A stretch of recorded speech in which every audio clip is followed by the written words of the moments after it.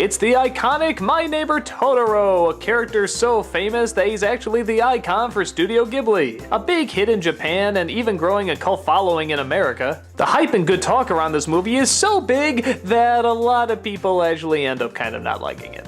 And I can see why. It's built up so much and this image is so popular that anyone going in thinking they're gonna see this spectacular big story is probably gonna be really disappointed.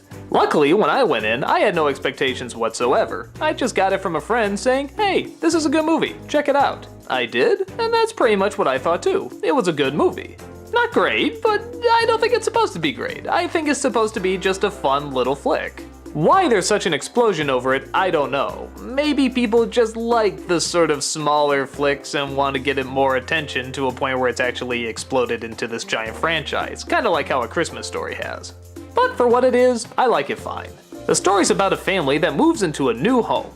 There's a father, a mother, and two little daughters, played by the Fanning sisters. But they discover something very interesting about this home. Apparently there's spirits all over the place. In any other movie, this would probably be a scary thing, but the family just kind of accepts it and says hi. Sometimes the spirits say hi back, but most of the time they just keep in hiding. And wouldn't you know it, one of them is a giant koala cat-aroo thing known as Totoro. He doesn't exactly do much, he just kinda sleeps, takes the bus. He can fly, that's kinda cool. And he has absolutely no dialogue outside of one or two roars. And that's about it. Really, that's the movie. It's just sort of watching these girls interact with the spirit and them getting used to moving to a new location, and for whatever reason, it kind of works. And don't get me wrong, there's still some incredible imagery in this. The backgrounds are wonderful, there's this cat bus thing that's now become world famous, and a lot of the flying scenes are very nice. If you were to ask me what happens scene by scene, like in order of the story, I couldn't tell you. That is to say, stuff does happen. You see them trying to get used to being in this place and interacting with boys and so on and so forth, but the story's not really the focus. The focus is more character and atmosphere. The casting of the Fanning sisters was a very clever call, as they work very naturally off each other. They don't act like co-actors or even just friends, they feel like sisters. Something about that camaraderie and the way they work off each other, it's pretty solid.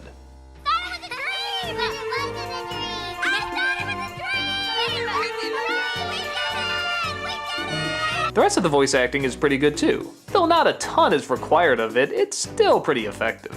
It's kind of like spending a really laid-back Sunday outside with some friends, maybe coming across a weird animal, trying to interact with it, playing around, getting dirty, coming home, and going to sleep. That's kind of the movie. But again, that's kind of childhood too, isn't it? Kind of those fun summer days where you could just sort of do whatever you want, you were out of school, and I don't know, that's how I see this movie. It's just kind of a really fun yet laid-back summer when you're a little kid. There's fun music and goofiness, but there's also a lot of quiet moments of just a character looking at another character or just taking the other in. And there's something actually really charming about it. I don't know, maybe that's kind of the strange fascination with the film, that absolutely nothing can happen on screen and yet you're still kind of sucked into it. There's a whole scene where one of the sisters just sits on top of Totoro, and that's it. There's another scene where the other sister just waits for a bus with Totoro, and that's it. Yet something about the way it's paced and animated and delivered, it feels very alive somehow. You don't feel like you're being manipulated or that this is lazy. You look like you're watching something kinda cool. Not spectacular, but kinda cool.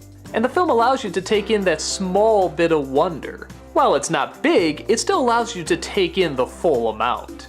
You soak in the scene. You remember the feelings, you remember the expressions. If stuff like that doesn't do it for you and you're looking for something that's a lot more story-based, then you're probably not gonna have a good time with this. Granted, there is a dilemma in the last third of the film, but it almost feels a little forced and in some ways not needed. Like, the film just needed some kind of climax. But it's nowhere near so contrived that it ruins anything. You still want to see everything turn out okay and stick with these characters. But yeah, don't expect a lot of action or a lot of wonder or a lot of story, but just expect a small amount to be satisfied. I think that's part of the charm of Miyazaki's films. You have this art form of animation, anything you can draw can suddenly exist, and yet they use it to tell the story of only a few fantastical things and focus more on the human characters. Something about keeping it so minimal actually makes you appreciate what's on screen even more. At least from my point of view. I don't know, I haven't heard there's like any kind of backlash for this film, but I've definitely heard of people that watched it and just didn't get what it was all about, and I can understand that. There is so much buildup for this movie. The image is shown all over the place. Hell, it's even in Toy Story. If you're looking for more of a relaxed film that you can pop in and just sort of enjoy the atmosphere of, you'll find it to be pretty charming, pretty creative, and just the right amount of entertaining. I personally don't see it as one of my favorites. I don't even know if I put it in one of Miyazaki's top 5, but it's still good, and there's a lot of effort that's put into it. It's small, it's simple, but who says there's anything wrong with that?